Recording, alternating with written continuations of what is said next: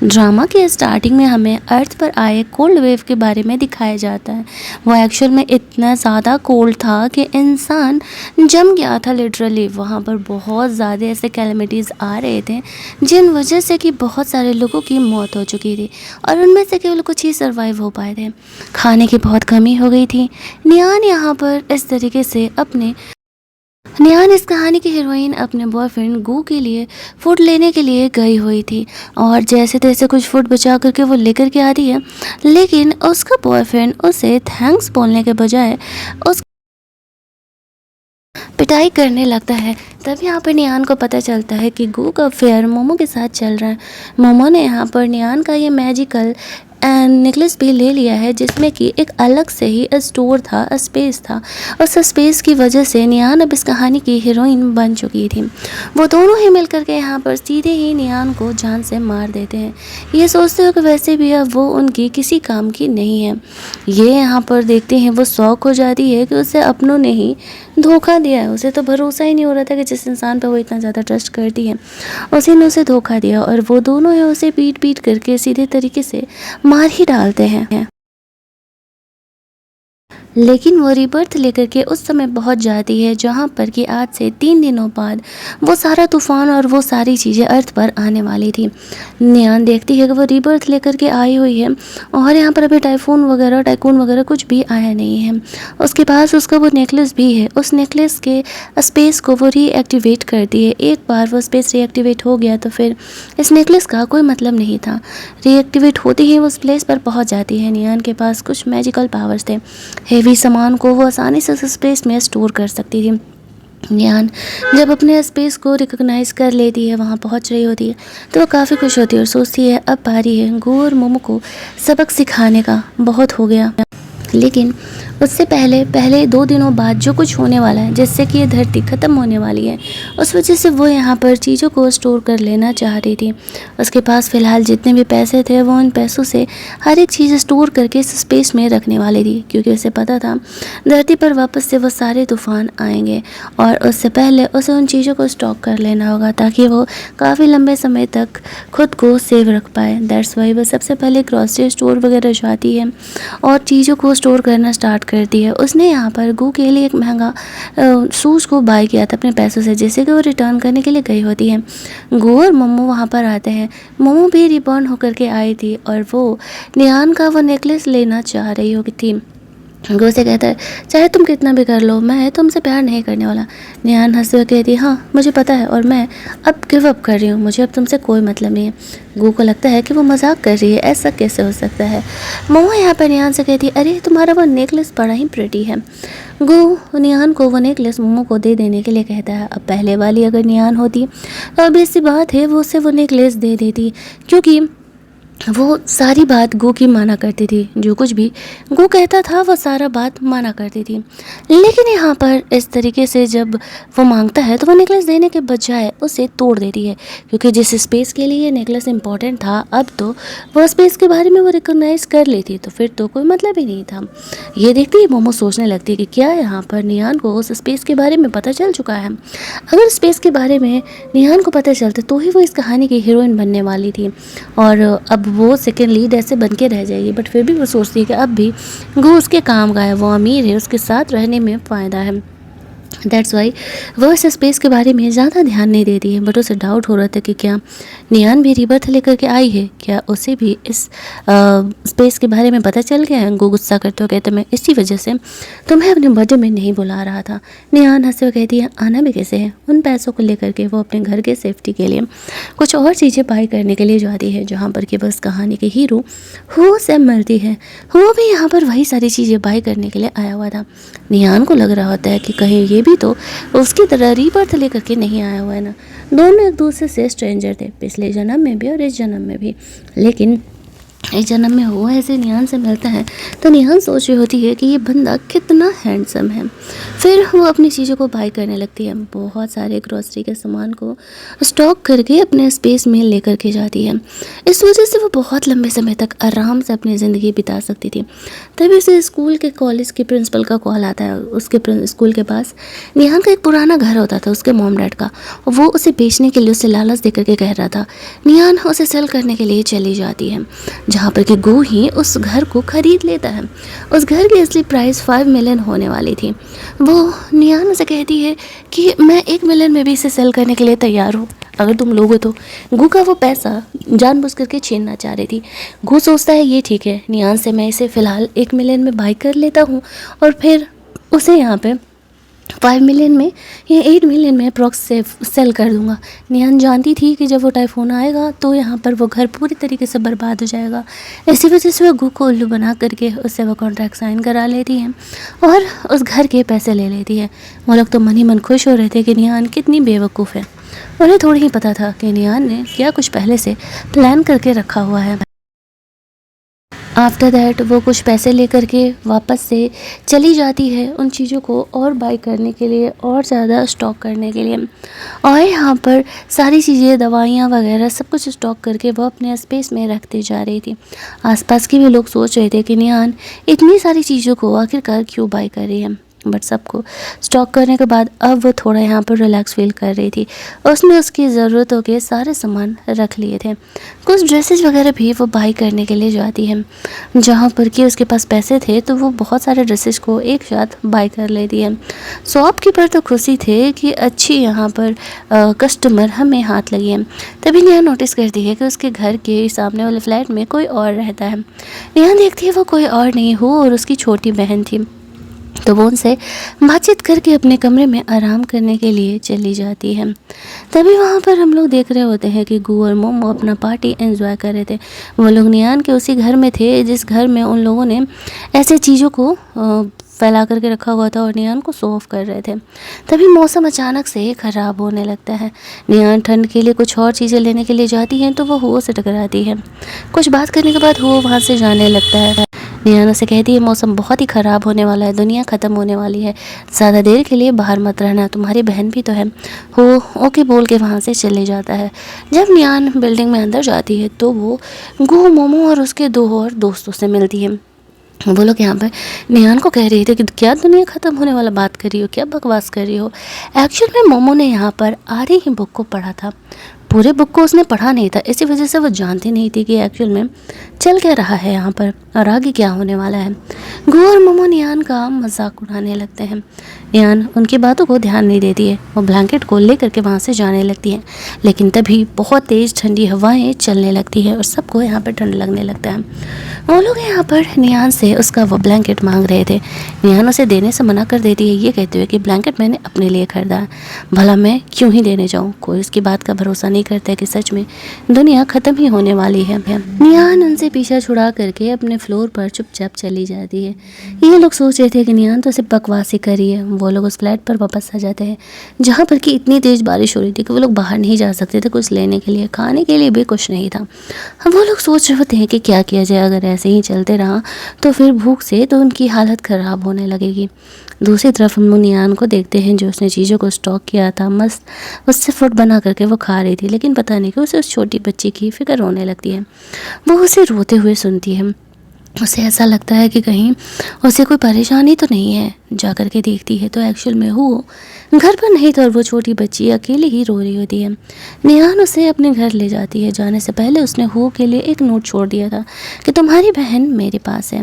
वो उस छोटी बच्ची के साथ काफ़ी सारी बातें करती है, उसे खाना वाना खिलाती है, उसका ख्याल रखती है और एक्चुअल में उनकी क्या कहानी है उस छोटी बच्ची से वो जान रही थी। तो उसे पता चलता है कि मॉम डैड के गुजर जाने के बाद हो ने उस छोटी बच्ची को पाल पोस करके बड़ा किया है।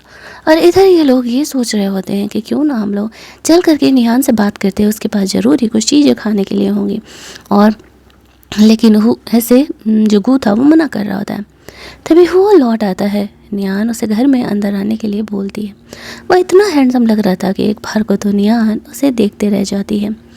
वो उसे कहता है मेरी बहन तुम्हारे पास है। उसकी बहन हो को अंदर लेकर के जाती है और कहती है हाँ इन्होंने हमें खाना खिलाया। वो निहान को थैंक्स बोलता है उसकी छोटी बहन का ख्याल रखने के लिए। यहाँ पर वो नोटिस करती है कि वो इंजर्ड है। निहान उसका फर्स्ट एड करने लगती है। वो अपना शॉर्टलेस होकर के ऐसे चेयर पर बैठ जाता है। निहान उसकी मस्त वाली बॉडी ऐसे तारते रह जाती है। फिर सोच रही होती है कि आखिरकार ये करने क्या गया था, बाहर जाकर के वह इतना इंजर्ड होकर के आया हुआ है। वैसे कहती है तुमने सच में मेरी बातों पर भरोसा कर लिया था क्या कि दुनिया ख़त्म होने वाली है। वो उसे कहता है मुझे नहीं लगता है कि कोई ऐसा मजाक करेगा। निहान को लग रहा होता है कि कहीं वो भी रीबर्थ लेकर के तो नहीं आया है ना। ये सारी बातें जानने के बाद भी वो इतना नॉर्मल है। वो यहाँ पर ज़्यादा रिएक्शन नहीं देता है। निहान जब उसे फोर्स एड कर रही थी तो दोनों के बीच कुछ रोमांटिक से मोमेंट क्रिएट होते हैं, जहाँ पर कि वो दोनों वापस से फिर खुद को संभाल लेते हैं। निहान उसे कहती है मैंने कुछ खाना बनाया है, चलो साथ में खाते हैं। वो लोग साथ में फूड शेयर कर रहे होते हैं। तभी वहाँ पर गू, मोमो और उसके दोस्त आ जाते हैं। गू उसे कह रहा होता है कि निहान तुम्हारे पास तो फूड स्टॉक में होगा ना, क्या तुम हमें कुछ फूड ऑफर करोगी। निहान हंसते हुए कहती क्यों, तुम हो कौन। वो हमेशा इस लोहे के गेट को बंद करके रखती थी जो कि बहुत ही स्ट्रॉन्ग था, जिस वजह से कोई भी निहान के ऑर्डर के खिलाफ उस घर में एंट्री नहीं कर सकता था। यहाँ पर जब वो देखता है कि निहान उससे भी फूड ऑफर नहीं करने वाली है तो वो बहुत गुस्सा करने लगता है। निहान उन्हें डांटते हुए वहाँ से जाने के लिए कहती है। मोमो सोच रही थी कि निहान ये पिछली बार से इतनी अलग क्यों है। वो वहाँ पर निहान का हेल्प करने के लिए आता है। वो लोग कहने लगते हैं अच्छा निहान का नया बॉयफ्रेंड बन गया, इस वजह से वो गू के आगे पीछे घूमना बंद कर दी है। और उसके दूसरे दोस्तों का कहना था वैसे तो देखा जाए तो वो गू के कंपेयर में तो काफ़ी खूबसूरत है और काफ़ी स्ट्रॉन्ग भी है।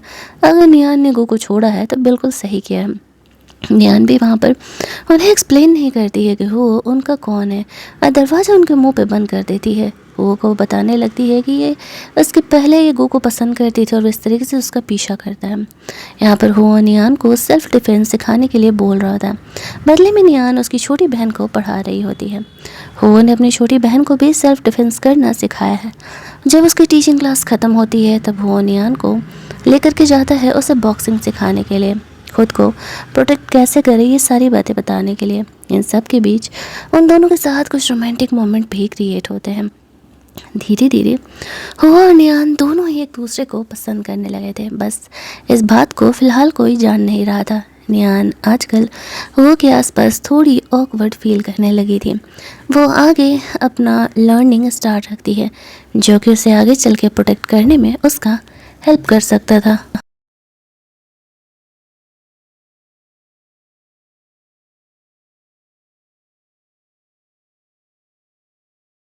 ये सारी बातों को 2-3 दिन और बीत जाते हैं और ये लोग इस घर में पिछले 5 दिनों से बंद थे। अब यहाँ पर गू को समझ नहीं आ रहा था कि खाने पानी का वो इंतज़ाम कहाँ से करें। पानी तो फिर भी थोड़ा बहुत था उनके पास। गू के पास पैसा था तो वो कुछ चीज़ों को महंगे दामों में ख़रीद लेता है। निहान को सोफ कर रहा था कि देखो मैंने इसे 700 गुना ज़्यादा प्राइस दे करके इन चीज़ों को ख़रीद लिया है। लेकिन तभी कुछ गुंडों का ग्रुप उनके घर पर अटैक कर देता है और गू लोगों से उनकी खरीदी हुई ये सारी चीज़ों को छीन करके वहाँ से फ़रार हो जाता है और कोई यहाँ पर उन्हें रोकने के लिए भी आगे नहीं आता। इनफैक्ट गू को भी प्रोटेक्ट करने के लिए कोई आगे नहीं आता। सब बहाना करने लगते हैं, अरे उसके पास नाइफ था, हम उससे पंगा कैसे ही ले सकते हैं। अब एक्चुअली में गू के पास उतने पैसे भी नहीं थे कि वो दोबारा उन चीज़ों को बाय कर सके। तो वो लोग रात में चोरी छुपे निहान के घर में एंट्री करने का डिसाइड करते हैं। निहान के घर के ताले को खोल करके अंदर एंटर करने का कोशिश करते हैं। निहान की नींद खुल जाती है। उन्हें पता नहीं था कि यहाँ इन्हें निहान के घर में तो कुछ भी स्टॉक नहीं मिलने वाला है।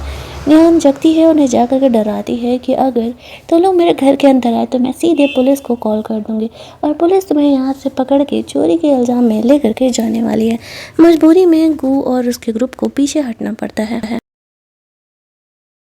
वो यहाँ पर आता है, पूछता है क्या हुआ। निहान कहती है कुछ नहीं, मैंने सब कुछ हैंडल आउट कर लिया है।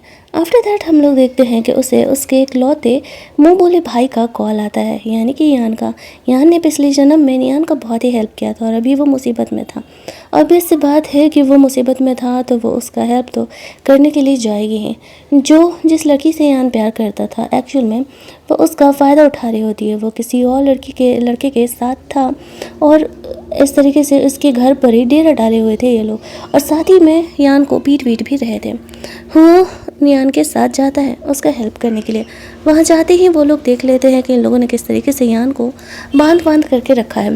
वो उसकी गर्लफ्रेंड और उसके बॉयफ्रेंड को सबक सिखाते हैं और अपने भाई यान को वो सेव करती है। यहाँ पर ऐसा करती है तो वो गुस्से में आकर के उसे पीटने वाला था, लेकिन खुद को रोक लेता है ये कहते हुए, अगर मैंने तुमसे प्यार नहीं किया होता ना तब मैं तुम्हें अच्छा खासा सबक सिखाता। निहान उसे कहती है, तुम इसे पनिशमेंट दे सकते हो, एक काम करो, तुम यहाँ से खाने पीने की अपनी सारी चीज़ें ले लो, क्योंकि मुझे पता है इनका यहाँ पर कुछ भी नहीं है, यहाँ तक कि ये घर भी तुम्हारा है, और चलो, यहाँ रहना सेफ़ नहीं है। तो यान वैसा ही करता है और फिर निहान उसे भी अपने साथ लेकर के जाती है। वो लोग और भी कुछ चीज़ों को ख़रीदने के लिए जाते हैं।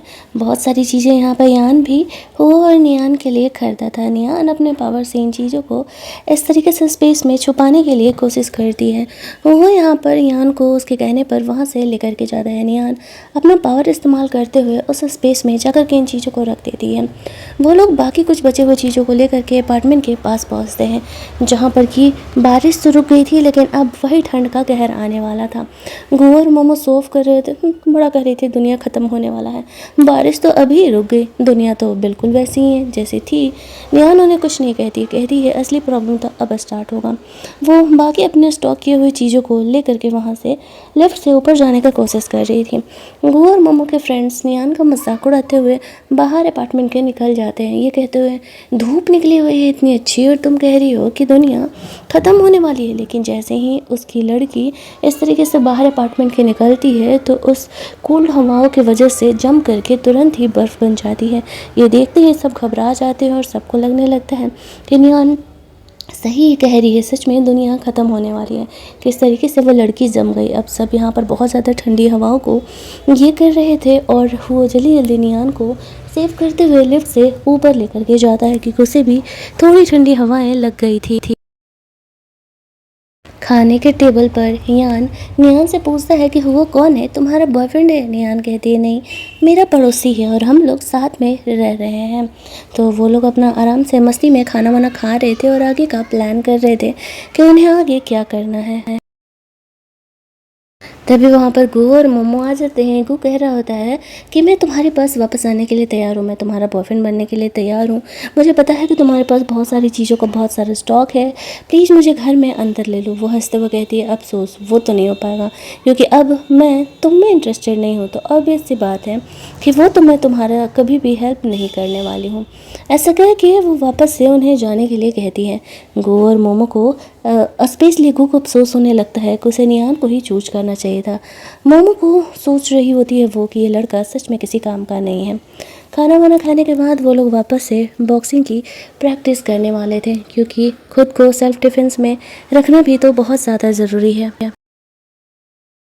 हुआ नियान को बॉक्सिंग करना सिखा रहा होता है और यहाँ पर वापस से उन दोनों के बीच काफ़ी सारे रोमांटिक मोमेंट भी क्रिएट हो रहे थे। यान भी यहाँ पर आता है और वो उन दोनों को छेड़ रहा था।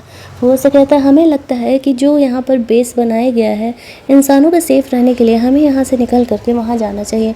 लोगों के बीच हम रहेंगे तो ये हमारे लिए अच्छा है। नियान कहती है उसे सोचने के लिए थोड़ा वक्त चाहिए कि एक्चुअल में वो यहाँ पर उस बेस में अपने भाई के साथ जाना चाह रही है या नहीं।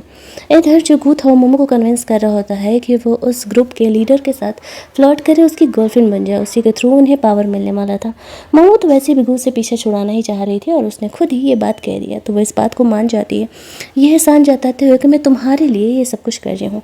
आफ्टर दैट वो लोग उस ग्रुप के हेड से मिलते हैं और वो लोग नेहान का कंप्लेन करते हुए कहते हैं कि उसके पास बहुत सारी फूड की सप्लाई।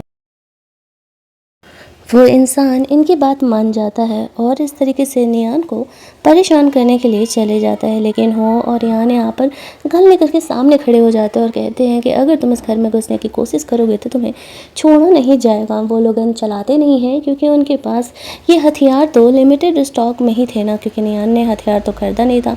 अगर वो लोग इन पर इस तरीके से वेस्ट कर देंगे तो फिर आगे क्या करेंगे। दैट्स व्हाई वो सिर्फ उन्हें डराने का ही कोशिश कर रहे थे। नियान इतना तो समझ जाती है कि अगर वो यहाँ पर रहेगी तो वो सेफ़ नहीं है, क्योंकि इसी तरीके से गुंडे लोग उसे परेशान करते रहेंगे, गू और मोमो उन्हें परेशान करते रहेंगे और उसे आगे की ज़िंदगी अगर शांति से थोड़ी बितानी है तो उसे उस बेस में जाकर के रहना ट्राई करना चाहिए। वो हुओ की बात मान जाती है। फिलहाल के लिए तो डर करके वो लोग वहाँ से चले जाते हैं। कार वार ले करके नियान हुओ के साथ उस बेस के लिए निकलती है। जहाँ पर कि रास्ते में वापस से वो लोग उन्हें परेशान करने लगते हैं। उन्हें एक नई लड़की जीजी भी मिलती है। शुरुआत में तो उन्हें उसकी आइडेंटिटी के बारे में पता नहीं था, लेकिन वो गुंडों से घिरी हुई थी। दरअसल यहाँ पर हो नियान उसे प्रोटेक्ट करते हुए, उसे सेव करते हुए, उन गुंडों लोगों से बचा करके उसे भी बेस की तरफ ले करके जा रहे होते हैं। इन चक्करों में खुद को सेव करने के लिए हुओ को भी टेलीपोर्ट करके नियान को उसे उस स्पेस में लेकर के जाना पड़ता है, और वो बिल्कुल भी शौक नहीं था। नियान उससे पूछती है कि क्या वो भी रिबर्थ लेकर के आया हुआ है, इतना नॉर्मल कैसे है। वो उसे बताता है कि हाँ, पिछले जन्म में वो अपनी जिम्मेदारियों की वजह से अपनी बहन का ख्याल नहीं रख पाया था और उसे खो दिया था। दरअसल वो इस जन्म में उसे किसी हालत में उसे प्रोटेक्ट करने का कोशिश करता है। वो दोनों एक दूसरे के सीक्रेट को शेयर करने के बाद असली दुनिया में वापस आते हैं। यहाँ पर कार लेकर के आया हुआ था। वो लोग कार में बैठ करके आगे चले जाते हैं। तब जीजी बता रही थी कि एक्चुअल में वो बहुत ही अमीर है। वो तो बस अपने बेस से ऐसे बाहर घूमने के लिए निकली थी और गुंडे लोगों ने उसे पकड़ लिया। उन्हें नहीं पता था कि जिस बेस में वो लोग रहने के लिए जा रहे हैं, एक्चुअल में उस बेस में जैसे 2 ऑनर थे, तो वो सेकेंड ऑनर की सिस्टर थी। यहाँ पर जी उनसे बातें करते करते उस बेस तक उन्हें लेकर के जाती है। बेस पर पहुंचने पर वो लोग यहाँ पर नियान और वो को नहीं पहचानते थे, तो वहाँ उन्हें एंट्री नहीं करने दे रहे होते हैं। लेकिन तभी नियान कहती है कि मैं आपके बेस के लिए काफ़ी सारा डोनेशन यहाँ पर लेकर के आई हुई हूँ। जिस तरीके से कि इतने सारे खाने पीने की चीज़ें मैं आपके बेस के लिए लेकर के आई हूँ, तो इस वजह से आप हमें उसमें रहने दीजिए। तो फिर वो लोग यहाँ पर बात मान जाते हैं, लेकिन जीजी को वो लोग पहचान नहीं पाते हैं। वहाँ पर मोमो भी उस बदमाश आदमी के साथ पहुंच जाती है और वो लोग इसे परेशान करना स्टार्ट कर देते हैं। उन्हें अंदर जाने ही नहीं दे रहे होते हैं। तभी वहाँ पर जीजी कहती है, अगर तुम लोगों को पता चल गया ना कि मैं कौन हूँ, तो तुम लोग गिड़गिड़ाओगे कि मुझे जाने दो और मैं तुम लोगों को माफ़ नहीं करूँगी। मोमो यहाँ पर उसकी बातों को बहुत मजाक में ले रही होती है। वो लोग बेस में अंदर जाते हैं। वो बदमाश इंसान भी गया हुआ था। तभी जीजी का भाई फौजी आ जाता है। फौजी को देखते ही उनकी हालत ख़राब हो जाती है। उस बदमाश इंसान को वहाँ से लेकर के जाया जाता है। एक और इंसान यहाँ पर आता है जो कि इसका सेकंड ऑनर था। वो यहाँ पर मोमो से रिक्वेस्ट करती है कि वो उसे यहाँ पर रहने दे, तो उसे उस पर तरस आ जाता है, इस वजह से क्योंकि वो जिस शहर से आई हुई थी, उनकी बचपन में एक छोटी बेटी खो गई थी। उन्हें ऐसा लगता है कि कहीं या तो मोमो या तो नियान ही उनकी बेटी में से कोई एक हो सकती है। दैट्स वाई वो काफ़ी शकल जाना पहचाना भी उन्हें लग रहा होता है। वो अपने सेक्रेटरी को छुपा करके डीएनए टेस्ट कराने के लिए बोल देता है, लेकिन ये बात मोमो सुन लेती है और वो डीएनए टेस्ट को चेंज करने का डिसाइड करती है ताकि वो इस बेस के हेड की बेटी बन सके। और इसी वजह से इतना सारा रिस्क वो ले रही होती है। अमीर हो जाएगी तो आराम से जी पाएगी ना। फौजी यहाँ पर नियान में इंटरेस्ट ले रहा था। वो काफ़ी खूबसूरत थी, लेकिन वो उसे नियान के पास भी नहीं आने देता है। भाई अभी बंदा नियान को पसंद करता था, तो कैसे ही वो नियान के करीब उसे आने देने वाला था। आफ्टर दैट वो लोगों को अपना अलग अलग कमरा दिया जाता है ताकि वो लोग आराम से उस कमरे में स्टे कर सके।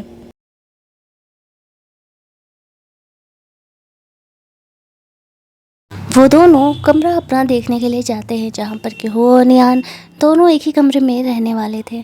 हुआ नियान से कहता है कि वो उसे पसंद करता है। इससे पहले कि उसके लाइफ में कुछ बहुत बड़ा या बुरा हो, वो उसे ये बात बताना चाहता है। नियान उसके बारे में क्या सोचती है, हाँ या ना, उसे जवाब दे दे, क्योंकि वक्त बहुत कम है। नियान बस उसे प्यार से किस कर लेती है। अब वो शर्माते हुए यहाँ पर उसे पूछा होता है कि तुम्हारे इस किस का क्या मतलब है। नियान उसे कहती है, तुम्हें क्या लगता है, मैं भी तो तुम्हें पसंद ही करती हूँ ना। वहाँ से वो दोनों अब एक रियल रिलेशनशिप में आ जाते हैं। ये बात जब नियान के भाई यान को पता चलता है तो वो बहुत ही खुश था। ये सोचते हो कि फाइनली नियान को भी अब उसका लाइफ पार्टनर मिल गया है, और उसकी बहन भी काफ़ी खुश थी कि फाइनली नियान अब ऐसे भाभी उससे मिलने वाली है। लेकिन उनकी खुशी ज़्यादा देर की नहीं रहती है। यहाँ पर इस तरीके से जो जीजी होती है वो भी उनसे बात करने के लिए आती है। बाहर पार्टी हो रहा था, उन्हें वहाँ पर लेकर के जाती है। नियान और सारे लोग जाते हैं। वो लोग साथ में खाना वाना खा रहे होते हैं।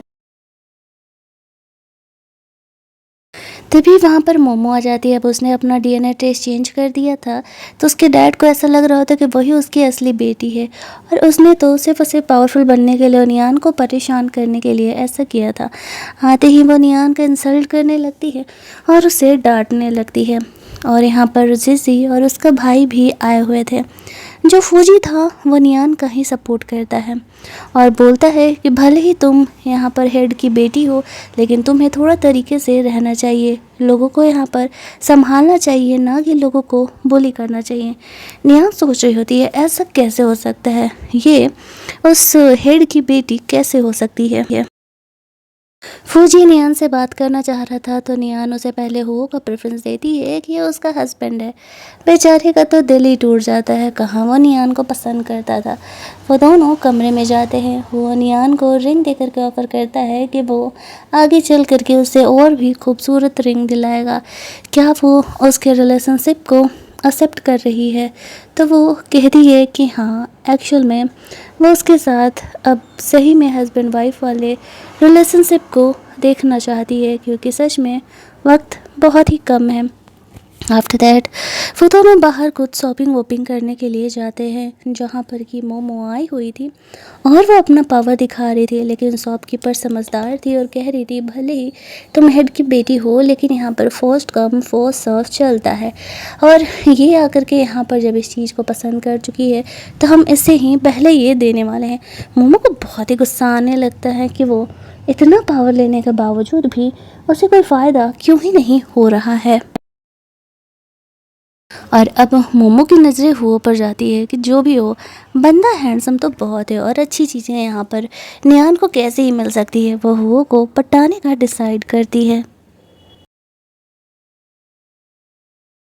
वो लोग जब बाहर जाते हैं तो वो जानबूझ करके मौके का फ़ायदा उठाते हुए हुओ से बात करने के लिए आती है, लेकिन हुओ तो उसे भाव ही नहीं देता है। यहाँ पर मोमो का कहना था कि मैं नियान से किस कंपेयर में अच्छी नहीं हूँ, जो कि तुम मुझे भाव नहीं दे रहे हो। मैं रिच हूँ, पावरफुल हूँ, खूबसूरत हूँ। वो उसे कहता है लेकिन मैं प्यार तो नियान से ही करती हूँ। और भी ऐसी बात है कि वो अच्छा लड़का था तो वो मोमो को भाव नहीं देने वाला था।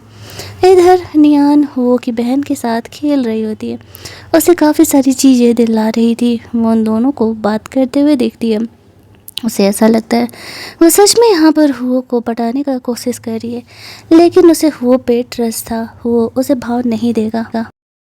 तभी वहाँ पर गू नियान से मिलने के लिए आता है। वो ऐसे ही इधर उधर भटक रहा था, मोमो ने उसे छोड़ दिया था। उसे कहती है मैं तो तुम्हारी कोई हेल्प नहीं करने वाली, हाँ तो मैं इतना ज़रूर बता सकती हूँ कि एक्चुअल में तुम जा कर के इस तरीके से मोमो से मिलो। वो यहाँ के हेड की बेटी बन चुकी है और वो ज़रूर ही तुम्हारा हेल्प करेगी। जब वो मोमो से मिलने के लिए जाता है तो मोमो से पीछे छुड़ाने के लिए जानबूझ करके उसे वहाँ से बाहर भेज देती है, जिस वजह से कि कोल्ड वेव की वजह से वो जम जाता है। वो सोच रही होती है कि अब ऐसा कोई नहीं है जो कि मेरे पास्ट के बारे में जानता है, सिर्फ इकलौता गो ही था जो कि इसके पास्ट के बारे में यहाँ पर पोल खोल सकता था। इसी वजह से उसने उसे मार डाला। आफ्टर दैट नियान हुओ से कुछ कहने के लिए जाती है तो देखती है कि वो ड्रेस चेंज कर रहा है। बस शर्मा के वहाँ से जाने लगती है तो हुओ उसे अपने पास बुला करके उसे किस कर लेता है। दोनों थोड़ी देर तक एक दूसरे के साथ रोमांस करते हैं। तभी उन्हें पता चलता है कि उस कोल्ड की वजह से बीमारियां बहुत तेज़ी से फैल रही हैं।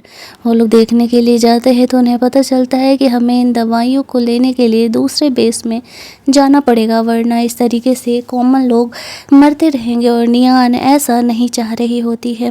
वो डॉक्टर से डिस्कस करती है। वो लोग कह रहे होते हैं कि सब कुछ जम गया है, तुम्हें दूसरे बेस से जा कर के हमारे बेस के लोगों के लिए दवाइयों को लाना होगा। और नियान इस तरीके से मोमो के डैड से डिस्कशन करना चाह रही थी, लेकिन मोमो उसे कह देती है कि नहीं, तुम्हें खुद जा कर के वहाँ से लाना होगा। ये बात उसके डैड को पता नहीं था कि जिस दवाओं के बारे में नियान बात कर रही है एक्चुअल में वो उनके बेस में पड़ा हुआ है। ये बात मोमो को पता था, लेकिन वो जानबूझ करके हुओ और नियान को वहाँ भेजने के लिए ये सब कुछ कर रही थी। क्या पता इस ये में नियान का भी पत्ता साफ हो जाए, यही सोचते हुए वो ऐसा कर रही होती है। वो लोग बहुत ही ज़्यादा रिस्क ले करके दूसरे बेस के पास पहुंचते हैं। इन चक्करों में दवा लेकर के लौटते समय यहाँ पर हुओ की बहन जो है वो थोड़ी सी इंजर्ड हो जाती है, फिर भी वो लोग जैसे तैसे करके उसे सेव करते हुए घर लेकर के आते हैं। जैसे ही उन्हें पता चलता है कि एक्चुअल में ये दवाएं तो इस बेस में थी, वो जा करके मोमो को खींच करके थप्पड़ मार देती है। तभी उसका डैड आता है और पूछने लगता है कि क्या हुआ। नियान यहाँ पर उसे बताती है कि देखिए आपकी बेटी ने जानबूझ करके हमें मरने के लिए बाहर भेजा था, जहाँ पर कि हुओ की बहन इंजर्ड हो गई है, दवाएं यहाँ पर है और उसने हमारे कॉमन लोगों को डिलीवर नहीं किया। उसके डैड गुस्सा करने लगते हैं कि मेरी बेटी इतनी विशियस तो हो ही नहीं सकती है। तभी उसका सेक्रेटरी आकर के बताता है कि एक्चुअल में रिपोर्ट्स चेंज हो गए थे और मोमो आपकी बेटी नहीं है बल्कि नियान आपकी बेटी है।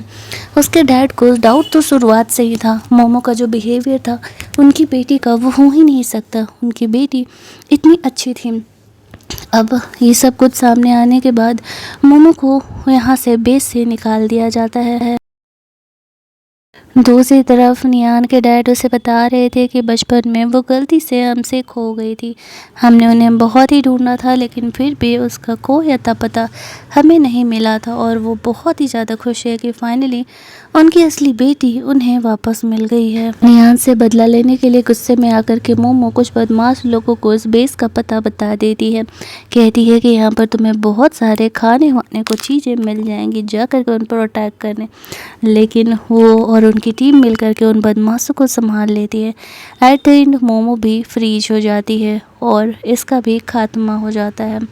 इसके बाद वो और नियान थोड़े रिलैक्स होते हैं। हालांकि ये कोल्ड वेव का जो मैटर था वो ख़त्म हो जाता है, धरती नॉर्मल हो रही थी। लेकिन तभी नियान को याद आता है इस स्टोरी का अगला चैप्टर, जहाँ पर कि कोल्ड वेव के बाद अब हीट वेव आने वाला था और इसी पॉइंट पर हमारी ये कहानी को एंड कर दिया जाता है। आई होप कि इस कहानी का सेकेंड पार्ट भी जल्दी आए। अगर आपको ये कहानी अच्छी लगी होगी तो वीडियो को लाइक और शेयर करना मत भूलना। चैनल को सब्सक्राइब कर लेना ताकि नए वीडियोज़ के नोटिफिकेशन आपको मिलते रहें। चलिए जल्दी से मिल लेते हैं हम लोग एक और नई कहानी के हिंदी एक्सप्लेनेशन में। तब तक के लिए कीप लिसनिंग।